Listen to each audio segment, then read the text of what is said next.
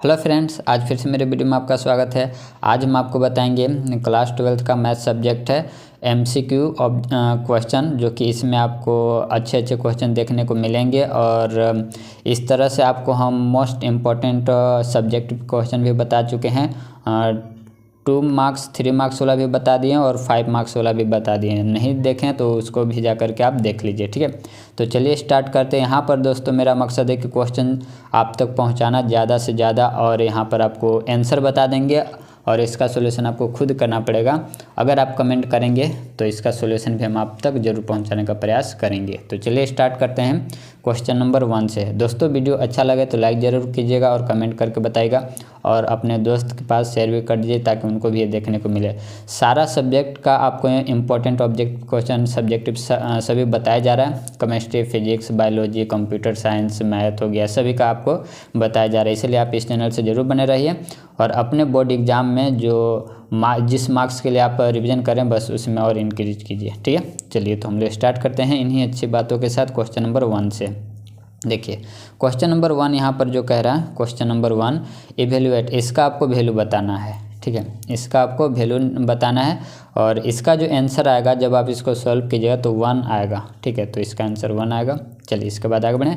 Next है question number 2, यहाँ पर एक्स और वाई का वैल्यू आपको बताना है, ठीक है। तो इसको आप सॉल्व कीजिए तो y इक्वल टू क्या आ जाएगा, तो y इक्वल टू आपको 0 मिलेगा और x का जब वैल्यू बैठेगा तो x इक्वल टू आपको 3 मिलेगा, ठीक है। तो इसको आपको सॉल्व करना है, राइट। चलिए इसके बाद आगे बढ़ें। नेक्स्ट आपका क्वेश्चन नंबर 3, इसमें देखिए dy/dx आपको निकालना है। तो इसको जब आप डिफ्रेंशिएट कीजिएगा तो ही आपको पता चलेगा। खैर यहाँ डायरेक्ट फॉर्मूला भी होता है, इसका हो जाता है 0, ठीक है। तो इसका आंसर आएगा 0। चलिए इसके बाद है क्वेश्चन नंबर 4 है, इसको आपको इंटीग्रेट करना है। और जब क्वेश्चन नंबर 4 जब इसको आप इंटीग्रेट कीजिएगा तो यहाँ पर आपको x⁴/4 आपको ऐसा मिलेगा, ठीक है। तो ये इसका आंसर हो जाएगा, ठीक है। चलिए इसके बाद आगे बढ़ें। और ये जो क्वेश्चन आपको बता रहे हैं दोस्तों, सारे के सारे प्रीवियस ईयर क्वेश्चन में पूछा हुआ सवाल है, ठीक है। सारे के सारे प्रीवियस ईयर क्वेश्चन में पूछा हुआ सवाल है और इससे आपको एक जो क्वेश्चन आपको दिखा रहे हैं इससे भी आपको पता चल जाए कि क्वेश्चन रिपीट करता है या नहीं करता है, ठीक है। तो ये भी देख लीजिएगा और इसको आप ज़रूर सॉल्व कीजिए। अगर नहीं सॉल्व होता है तो आप हमें कमेंट करके ज़रूर बताइएगा, हम इसका जल्द से जल्द सॉल्यूशन भी आप तक पहुंचा देंगे। और इसमें पूछ रहा है, देखिए for what value of P का वैल्यू आपको बताना है, जबकि यहाँ पर ये दिया हुआ है, ठीक है। 3i + 2j + 9k, ठीक है। ये सब कैप लिखा हुआ i cap + pj cap + 3i cap, ठीक है। ये पैरेलल लाइन्स हैं, ठीक है। तो p का वैल्यू आपको बताना है। तो जब इसको सॉल्व कीजिए तो p का वैल्यू आपको मिलेगा 2/3। चलिए इसके बाद आगे बढ़ें। नेक्स्ट आपका है find the order and degree. इसमें ऑर्डर भी बताना है और डिग्री भी बताना है, ठीक है। तो इसमें ऑर्डर और डिग्री आपको बताना है। तो इसका जो ऑर्डर हो जाएगा वो कितने ऑर्डर का ये है, तो 2 ऑर्डर का है।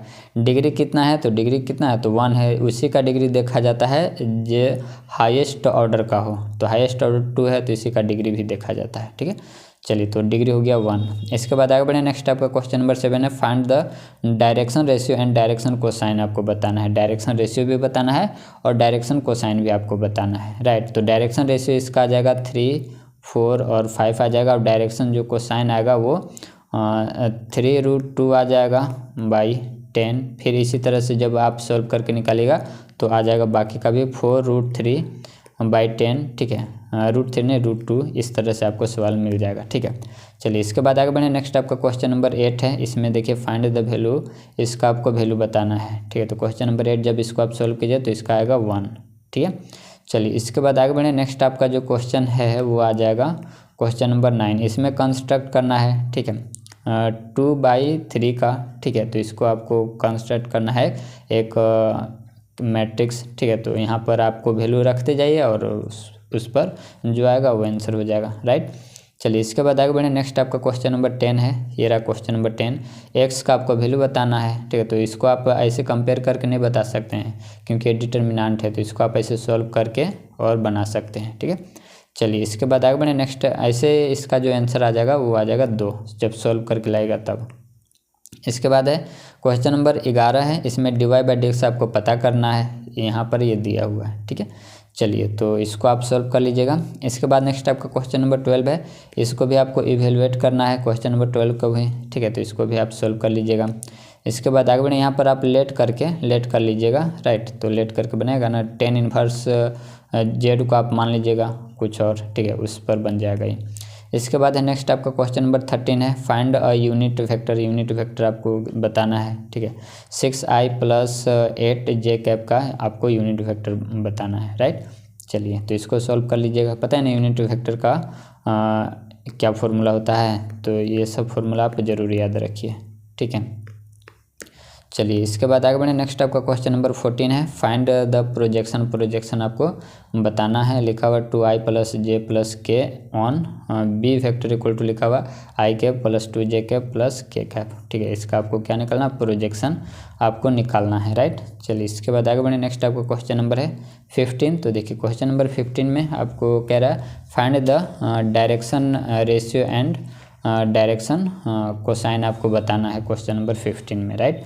तो इसको आप कैसे कीजिएगा, तो इसको आप डायरेक्शन कोसाइन डायरेक्शन रेशियो वाला तो भी उधर बताएं, इसका आपको बता देना है, इसको सॉल्व कर लीजिएगा, ठीक है। चलिए इसके बाद आगे बढ़ जाएं। नेक्स्ट जो आपका क्वेश्चन है वो आपका क्वेश्चन नंबर है 16, द फंक्शन, ठीक है। यहाँ पर फंक्शन डिफाइन है, इस तरह से फंक्शन डिफाइन है। आपसे पूछ रहा है कि कौन सा 1 1 है कि ऑन टू है, मेनी वन है, या फिर नन ऑफ दीज है। तो इसको आपको करना है सॉल्व, ठीक है। तो यहाँ पर फिलहाल जो आंसर हो जाएगा ऑप्शन नंबर ए हो जाएगा 1 1 सही। चलिए इसके बाद आगे बढ़े, नेक्स्ट आपका क्वेश्चन नंबर 17। यहाँ पर भी आपको एक फंक्शन दिया हुआ है, आपको इन्वर्स यहाँ से पूछा जा रहा है, ठीक है। इन्वर्स आपसे पूछा जा रहा है, तो ऑप्शन नंबर यहाँ पर बी करेक्ट हो जाएगा। चलिए इसके बाद नेक्स्ट आपका क्वेश्चन नंबर 18 है, प्रिंसिपल वैल्यू आपसे यहाँ पर पूछा जा रहा है। प्रिंसिपल वैल्यू आपसे पूछा जा रहा है, तो ऑप्शन नंबर इसका सी हो जाएगा करेक्ट। इसके बाद नेक्स्ट आपका है 19 में देखिए x + y + z, ये पूछा हुआ सवाल है, राइट। ये जो भी आपको क्वेश्चन बता रहे हैं सभी प्रीवियस ईयर क्वेश्चन में पूछा हुआ सवाल है, ठीक है। तो इसको आप जरूर एक बार देखिए और अच्छे से रिवीजन करने का प्रयास कीजिए। तो इसका आंसर कौन सा हो जाएगा, तो इसका आंसर साफ साफ दिख रहा है, ठीक है। ऑप्शन नंबर सी सही हो जाएगा, राइट। चलिए इसके बाद आगे बढ़े, नेक्स्ट आपका क्वेश्चन नंबर है 20, ठीक है। तो ये भी पूछा हुआ सवाल है, तो 20 का जो सही आंसर हो जाएगा ऑप्शन नंबर ए बी, और यहाँ पर हो जाएगा सी नीचे होगा, नहीं यहाँ पर नीचे बी है, ठीक है। तो ऑप्शन नंबर ये सी है, ठीक है। ए हो गया, नीचे बी, और ये सी, और ये डी है। तो ऑप्शन नंबर ये वाला हो जाएगा सही, ठीक है। चलिए इसके बाद आगे बढ़े, नेक्स्ट आपका क्वेश्चन नंबर 21 है, ठीक है। तो 21 को जब आप सॉल्व कीजिए तो आंसर आएगा 1 आएगा। चलिए इसके बाद नेक्स्ट आपका 22 है, कोफैक्टर बताना है, -3 का कोफैक्टर बताना। तो जब आप इसको सॉल्व कीजिए तो ऑप्शन नंबर आएगा डी, ठीक है। तो ऑप्शन नंबर इसका डी हो जाएगा करेक्ट, राइट। चलिए तो आगे बढ़ जाएं। इसको जब सॉल्व किए तो डी, इसमें से कोई भी ऑप्शन आपको नहीं मिलेगा, ठीक है। कोई भी ऑप्शन नहीं मिलेगा, मतलब इसका आंसर आएगा -2, ठीक है। चलिए इसके बाद है 23 में देख लीजिए, इसको जब आप सॉल्व कीजिए तो ऑप्शन नंबर मिलेगा बी आपको करेक्ट मिलेगा, ठीक है। चलिए आगे बढ़े, नेक्स्ट आपका क्वेश्चन नंबर 24 को जब आप सॉल्व कीजिएगा तो ऑप्शन नंबर सी सही मिलेगा। इसके बाद नेक्स्ट आपका 25 को जब आप डिफ्रेंशिएट कीजिएगा तो ऑप्शन नंबर पहला मिलेगा। चलिए इसके बाद नेक्स्ट आपका है 26, इसको जब आप सॉल्व कीजिए तो ऑप्शन नंबर आपको मिलेगा सी, ऑप्शन नंबर सी मिलेगा, ठीक है। तो ऑप्शन नंबर सी हो जाएगा करेक्ट। इसके बाद नेक्स्ट आपका 27 है, इसको आपको करना है डिफ्रेंशिएट, वो भी डबल डिफ्रेंशिएट है, तो ऑप्शन नंबर आपको ए मिल जाएगा। चलिए इसके बाद नेक्स्ट आपका क्वेश्चन नंबर है 28, इसको जब आप इंटीग्रेट कीजिएगा तो आपको मिलेगा 28 का ऑप्शन नंबर ए हो जाएगा करेक्ट। इसके बाद नेक्स्ट आपका क्वेश्चन नंबर 29 का ऑप्शन नंबर भी ए हो जाएगा करेक्ट, ठीक है। इसके बाद आगे बढ़े, नेक्स्ट आपका अगला क्वेश्चन है 30 को जब आप सॉल्व कीजिए तो ऑप्शन नंबर बी आपको मिलेगा, ठीक है। 30 को जब आप सॉल्व कीजिए तो ऑप्शन नंबर बी आपको मिलेगा सही। इसके बाद है 31 देखिए, 31 को जब आप सॉल्व कीजिए तो ऑप्शन नंबर आपको इसका भी बी सही मिलेगा। इसके बाद आगे बढ़ जाए, नेक्स्ट आपका है 32 का जो राइट आंसर हो जाएगा ऑप्शन नंबर ए हो जाएगा करेक्ट, ठीक है। ऑप्शन नंबर ए हो जाएगा सही, ठीक है। चलिए इसके बाद आगे बढ़े, नेक्स्ट आपका है 33 का जो करेक्ट आंसर हो जाएगा ऑप्शन नंबर सी हो जाएगा सही। इसके बाद आगे बढ़े, नेक्स्ट आपका है 34 में जनरल सॉल्यूशन पूछ रहा है डिफरेंशियल इक्वेशन का, तो इसका ऑप्शन नंबर ए हो जाएगा करेक्ट। इसके बाद नेक्स्ट है 35 का जो सही आंसर हो जाएगा वो आंसर है बी, ऑप्शन नंबर हो जाएगा बी इसका करेक्ट है। इसके बाद नेक्स्ट आपका 36, यूनिट वेक्टर आपको बताना है, ठीक है, इसका यूनिट वेक्टर बताना है। तो अभी अभी आपको फॉर्मूला बताए थे, ठीक है, उस फॉर्मूला के अनुसार ऑप्शन नंबर बी हो जाएगा करेक्ट। चलिए इसके बाद है नेक्स्ट आपका 37 प्रोजेक्शन आपसे पूछ रहा है, ठीक है, प्रोजेक्शन आपसे पूछ रहा है तो 37 का राइट ऑप्शन हो जाएगा ए हो जाएगा करेक्ट, ठीक है, ऑप्शन ए हो जाएगा सही। इसके बाद है 38 का जो करेक्ट आंसर हो जाएगा ऑप्शन नंबर सी हो जाएगा करेक्ट। चलिए इसके बाद नेक्स्ट आपका 39 का जो करेक्ट ऑप्शन हो जाएगा, यहाँ पर डॉट लिखा हुआ है, ठीक है, अगर सेम ये रहता है, सेम रहता है डॉट में तो इसका वैल्यू 1 होता है, लेकिन जब डिफरेंट रहता है तो इसका वैल्यू क्या होता है 0 होता है। अगर यही आपका क्रॉस रहता, ठीक है, अगर यहाँ पर क्रॉस रहता, ये इस तरह से अगर क्रॉस रहता तो इसका अलग आंसर होता, राइट। अगर के जे है तो इसका माइनस में हो जाता, ठीक है, तो इसको आप याद रखिएगा। चलिए इसके बाद आगे बढ़े, नेक्स्ट आपका क्वेश्चन नंबर है 40। ये रहा क्वेश्चन नंबर 40। तो 40 में देखिए, तो यहाँ पर आपको बताना है डायरेक्शन रेशियो आपको बताना है, ठीक है, तो इसका ऑप्शन नंबर हो जाएगा सी हो जाएगा करेक्ट 1 इसके बाद है 41। तो देखिए 41 का जल्दी आप कमेंट करके बताइए कि इसका आंसर क्या होना चाहिए 41 का, ठीक है। तो 41 का जो सही आंसर हो जाएगा वो है ऑप्शन नंबर आपका 41 का राइट आंसर हो जाएगा ऑप्शन नंबर ए सही हो जाएगा इसका। तो ऑप्शन नंबर ए हो गया करेक्ट, ठीक है, ऑप्शन नंबर ए हो गया सही। एक्स एक्सिस है तो वाई और जेड तो 0 ही ना रहेगा। इसके बाद है 42, ठीक है, तो 42 में देख लीजिए, यहाँ पर लिखा हुआ इफ़ द इक्वेशन, यहाँ पर एक्स 42 में लिखा हुआ x minus 2/1 equal to y minus 3/1 और z माइनस 4/k एंड और लिखा हुआ k ने यहाँ पर x है, ठीक है, x माइनस 1 और बाकी सब सही है, ठीक है। इसका जो करेक्ट आंसर हो जाएगा 42 का वो हो जाएगा आंसर डी हो जाएगा इसका करेक्ट, ठीक है, डी आंसर हो जाएगा करेक्ट।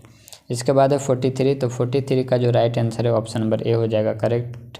इसके बाद नेक्स्ट आपका है 44 का जो करेक्ट आंसर हो जाएगा ऑप्शन नंबर इसका भी ए हो जाएगा करेक्ट। इसके बाद नेक्स्ट आपका है 45 का जो करेक्ट आंसर हो जाएगा ऑप्शन नंबर बी हो जाएगा करेक्ट, ठीक है, तो बी हो गया सही क्योंकि इंडिपेंडेंट इवेंट हैं दोनों ए और बी इसीलिए।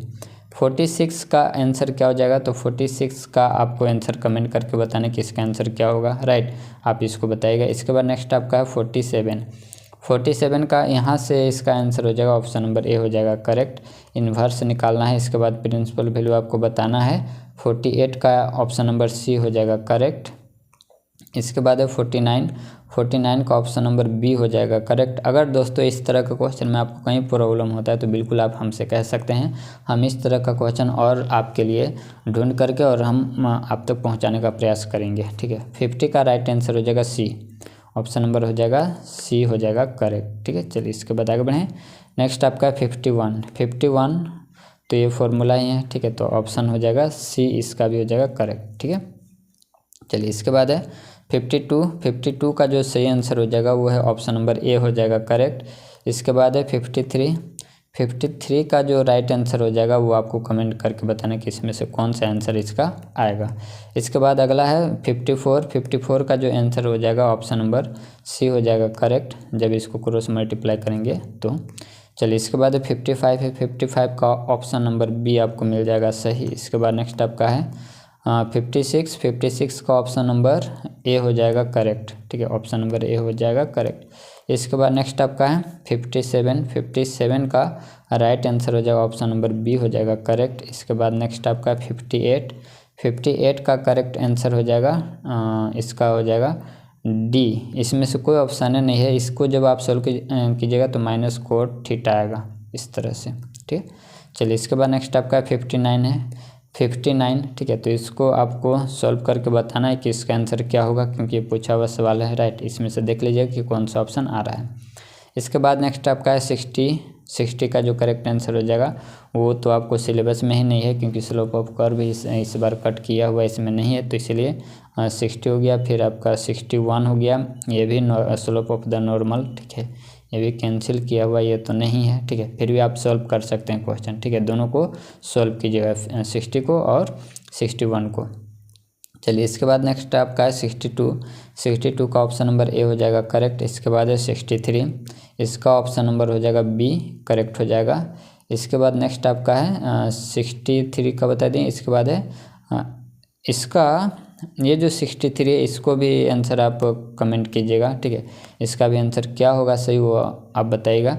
इसके बाद आगे है नेक्स्ट आपका 64 का जो यहाँ पर आंसर हो जाएगा ऑप्शन नंबर बी हो जाएगा इसका करेक्ट, ठीक है। ऑप्शन बी हो जाएगा सही। इसके बाद नेक्स्ट आपका 65 का ऑप्शन नंबर ए हो जाएगा करेक्ट। इसके बाद है नेक्स्ट आपका 66 का जो करेक्ट आंसर हो जाएगा ऑप्शन नंबर बी हो जाएगा इसका करेक्ट। इसके बाद है 67 का जो करेक्ट आंसर हो जाएगा ऑप्शन नंबर ए सही इसका है।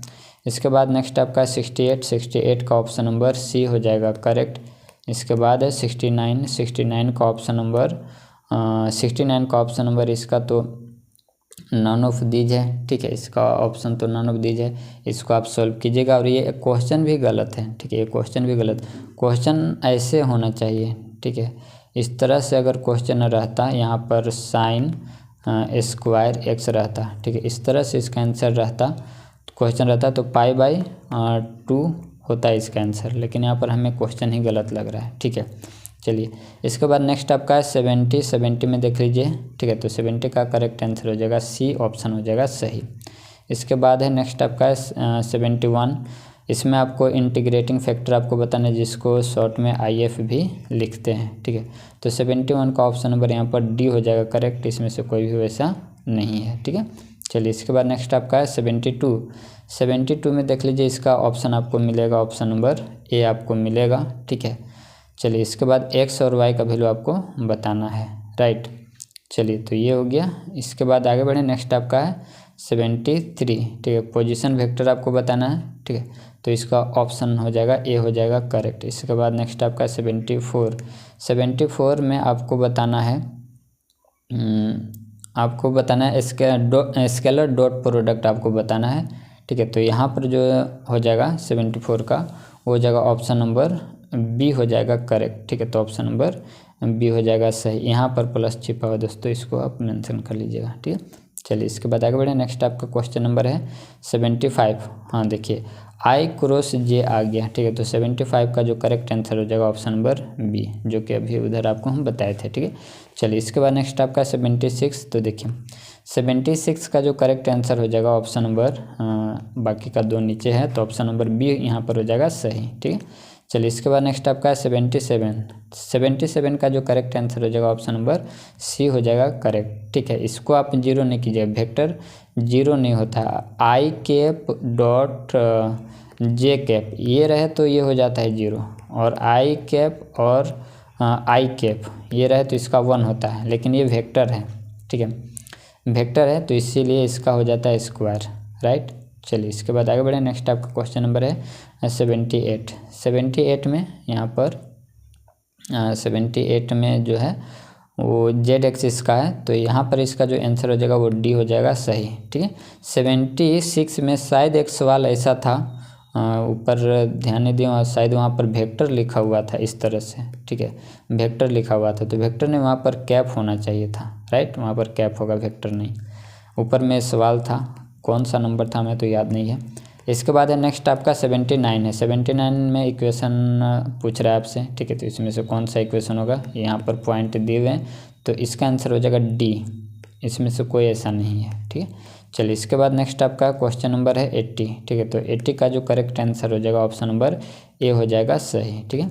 चलिए इसके बाद नेक्स्ट आपका है 81, ठीक है। तो 81 ये भी आपको नॉर्मल फॉर्म कट किया हुआ आपके सिलेबस से, ठीक है। फिर भी अगर आपको मन है तो बना सकते हैं। इसके बाद है 82 भी आपके सिलेबस से हटा दिया गया है, ठीक है।